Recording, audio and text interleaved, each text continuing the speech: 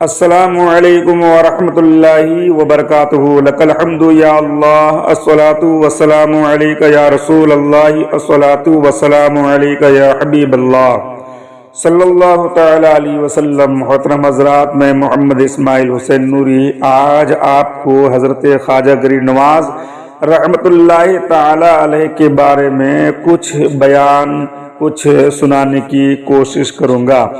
پرتھوی راج کی ماں کی پیشن گوئی اور حضرت خواجہ غریب نواز رحمۃ اللہ تعالی علیہ کا اجمیر کی طرف کا سفر شروع کرنا۔ حضرت خواجہ معین الدین چشتی کی منزل اجمیر تھی، چنانچہ لاہور میں کچھ عرصہ قیام کے بعد آپ اجمیر کی جانب عازم سفر ہوئے۔ آپ کی تشریف آوری سے 12 سال قبل پرتھوی راج جو کہ ہندوستان کا بادشاہ تھا، اسے اس کی والدہ یعنی ان کی ماں نے آگاہ کر دیا تھا کہ آج سے 12 برس بعد اجمیر میں ایک درویش اس صورت و شکل اور اس وضع قطع کا 40 رفقا کے ساتھ آئے گا۔ اس درویش کے ہاتھوں تیری سلطنت کا خاتمہ ہوگا۔ پرتھوی راج کی ماں علم نجوم کی ماہر تھی۔ پرتھوی راج نے اسی ڈر سے اپنا یہ حکم نافذ کر دیا تھا کہ اس تاریخ سے اگر کوئی مسلمان فقیر اس صورت و شکل کا 40 رفقا کے ساتھ ہماری سلطنت میں داخل ہو تو اسے فوراً قتل کر دیا جائے، لیکن اللہ کی جو مرضی ہے اس کو کوئی ٹال نہیں سکتا۔ حضرت خواجہ معین الدین چشتی لاہور سے روانہ ہو کر سمانا پٹیالہ پہنچے تو پرتھوی راج کے سپاہیوں نے آپ کو شناخت یعنی پہچان کر لیا اور حاکم کو اطلاع کر دی۔ حاکم کے حکم سے سپاہیوں نے از راہ قریب آپ سے عرض کیا کہ اگر ارشاد ہو تو آپ کے قیام کی جگہ تجویز کر دیں۔ حاکم سمانا نے بھی اظہار عقیدت کے طور پر آپ کی خدمت میں دعوت نامہ بھیجا۔ آپ نے مراقبہ فرمایا، یعنی حضور خواجہ غریب نواز نے مراقبہ فرمایا، اور مراقبہ میں حضور نبی کریم صلی اللہ تعالی علیہ وسلم کی جانب سے حکم ہوا یہ لوگ مکار و دغاباز ہیں، ان کی باتوں میں نہ آنا۔ دربار رسالت مآب صلی اللہ تعالی علیہ وسلم سے ہدایت پاتے ہی حضرت خواجہ غریب نواز رحمۃ اللہ تعالی علیہ نے حاکم سمانا کی دعوت کو رد کر دی اور فرمایا ہم فقیر لوگ ہیں اور ایک جگہ قیام نہیں کرتے۔ اس کے بعد حضرت خواجہ غریب نواز رحمۃ اللہ تعالی علیہ وہاں سے روانہ ہو گئے۔ سلطان محمود غزنوی کے حملوں سے تو ہندوستان میں مسلمانوں کے خلاف نفرت کی لہر دوڑی ہوئی تھی۔ سلطان شہاب الدین کی شکست نے ان کے حوصلے بڑھا دیے۔ تعصب کی اس قدر فراوانی ہو گئی کہ اگر کہیں کوئی مسلمان نظر آ جاتا تو اس کی تکا بوٹی کر ڈالتے تھے۔ حضرت خواجہ معین الدین خواجہ اجمیری سید جو ہے دہلی پہنچے اور راج مندر اور راج محل کے مابین ڈیرا لگا دیا۔ آپ اور آپ کے رفقا کو دیکھ کر سارے شہر میں غیظ و غضب کی لہر دوڑ گئی۔ اس زمانے میں دہلی پرتھوی راج کے قلعہ اور لال کوٹ کے مجموعہ کا نام تھا۔ حضرت خواجہ معین الدین چشتی کے زمانے میں دہلی عین اس مقام پر آباد تھا جہاں قطب الاقطاب حضرت قطب الدین بختیار کاکی کی لاٹھ موجود ہے۔ اس دہلی کے فصیل کا طول 4 میل تھا اور دیواروں کی بلندی خندق سے 20 فٹ اور چوڑائی 30 فٹ اونچی تھی۔ حضرت خواجہ معین الدین چشتی نے دہلی پہنچ کر راج محل اور مندر کے درمیان ڈیرا لگا دیا۔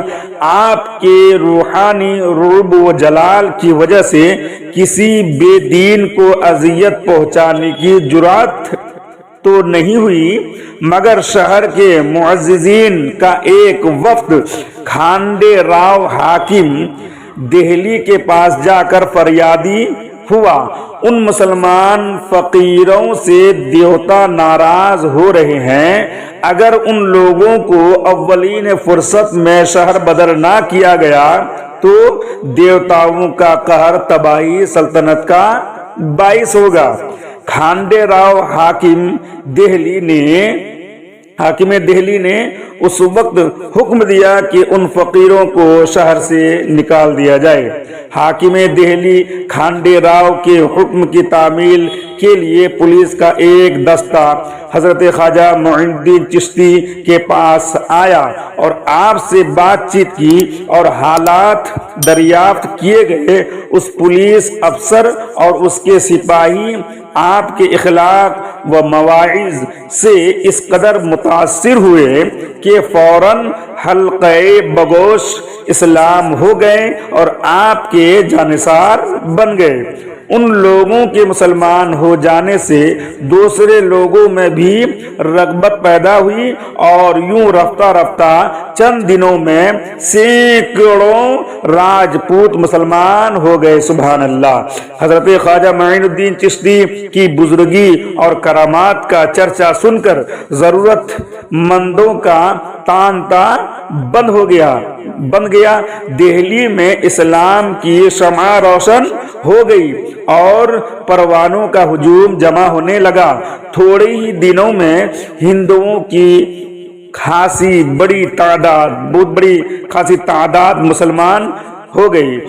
آپ نے اپنے خلیفہ اعظم قطب الاقطاب حضرت خواجہ قطب الدین بختیار کاکی کو تبلیغ ہدایت کے لیے دہلی چھوڑا اور خواجہ معین الدین اجمیر کی جانب روانہ ہو گئے۔ حضرت خواجہ معین الدین چشتی محرم الحرام 561 ہجری کو اجمیر میں داخل ہوئے اور شہر سے باہر ایک سایہ دار درخت کے نیچے قیام فرمانے کا ارادہ کیا۔ ابھی آپ کے ساتھی سامان بھی نہ رکھنے پائے تھے کہ پرتھوی راج کے ایک فرعون صفت ملازم نے حقارت آمیز لہجے میں کہا کہ یہاں سامان نہ اتارو، یہاں راجا کے اونٹ بیٹھتے ہیں۔ یہ سن کر آپ نے فرمایا ہمیں اونٹوں سے کیا غرض، وہ یہاں بیٹھتے رہیں گے۔ آپ نے اپنے ساتھیوں کی معیت میں انا ساگر کے کنارے اس پہاڑ پر تشریف لے گئے جہاں آپ کی چلہ گاہ ہے۔ شام ہوئی تو راجا کے اونٹ اس جگہ آ کر بیٹھ گئے اور ایسے ہی بیٹھے کہ اٹھنے کا نام نہ لیا۔ راجا کے ملازموں نے بہت کوشش کی، خوب مارا پیٹا، مگر وہ اپنی جگہ سے ٹس سے مس نہ ہوئے۔ یہ ماجرا دیکھ کر ملازم دوڑتے ہوئے راجا کے پاس آئے۔ ملازموں کی زبان سے آپ کی تشریف آوری اور اونٹوں کا واقعہ سن کر پرتھوی راج کے پیروں تلے زمین کھسک گئی، نکل گئی اور وہ تھوڑی دیر سوچ و بچار کے بعد کہنے لگا اس مصیبت کا علاج اس کے سوا کچھ نہ تھا کہ تو اس درویش کے پاس جا کر اپنا سر اس کے قدموں میں رکھ کر شاندار عاجزی کا اظہار کر۔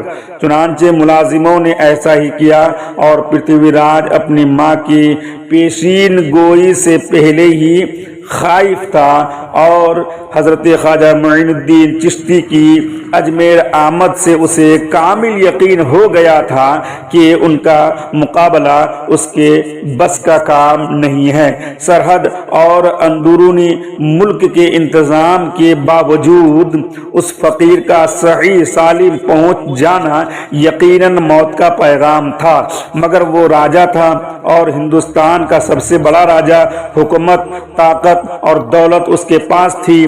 آپ کے سامنے بلا سبب ہتھیار ڈالنا اس کی شان کے خلاف تھا، مگر پھر بھی اپنے دبے الفاظ میں اسے حقیقت اور بے بسی کا اقرار کرنا پڑا اور ملازموں سے یہ بات کہے بغیر نہ رہا گیا کہ ان فقیروں کو راستہ سے ہٹانا آسان کام نہیں ہے۔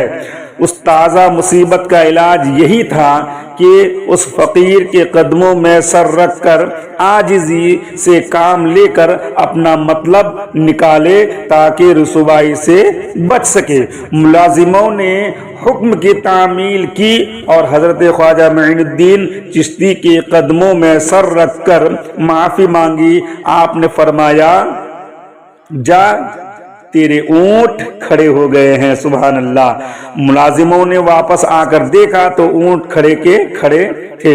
ملازموں نے راجا کو اطلاع کی اور پرتھوی راج اس کرامت کو دیکھ کر حیران رہ گیا۔ جس وقت حضرت خواجہ معین الدین چشتی نے انا ساگر کے کنارے سایہ دار پیڑ کے نیچے قیام فرمایا، وہاں ایک گوالا راجا کی گائے چرا رہا تھا۔ آپ نے گوالے سے فرمایا ہمیں دودھ پلاؤ۔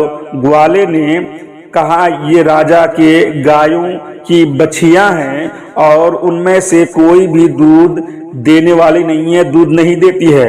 حضرت خواجہ معین الدین چشتی نے ایک بچھیا کی طرف اشارہ کرتے ہوئے فرمایا کہ جاؤ اس بچھیا کا دودھ لے آؤ۔ گوالا حیرانگی کے عالم میں اس بچھیا کے پاس گیا اور بچھیا کے تھنوں پر ہاتھ پھیرا اور دیکھتے ہی دیکھتے بچھیا کے تھن دودھ سے بالکل بھر گئے۔ آپ کی کرامت سے اس بچھیا نے اس قدر دودھ دیا کہ آپ اور آپ کے رفقا نے سیر ہو کر دودھ پیا۔ آپ کی یہ کرامت دیکھ کر وہ ہندو گوالا مسلمان ہو گیا۔ سبحان اللہ۔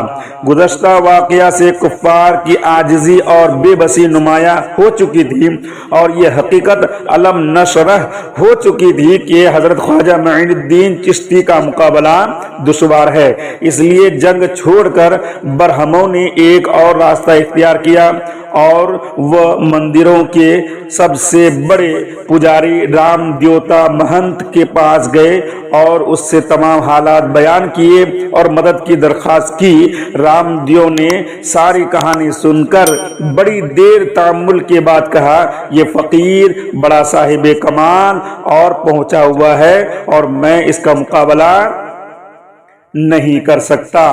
رام دیو جادو سحر و ساحری کا جو ہے بھی استاد تھا۔ اس نے کہا ہاں البتہ اس فقیر کا مقابلہ سحر جادو سے ممکن ہے۔ چنانچہ رام دیو نے تمام پجاریوں کو سحر کے منتر تعلیم کیے اور انہیں بتلایا کہ ان منتروں کے سامنے یہ فقیر نہ ٹھہر سکے گا۔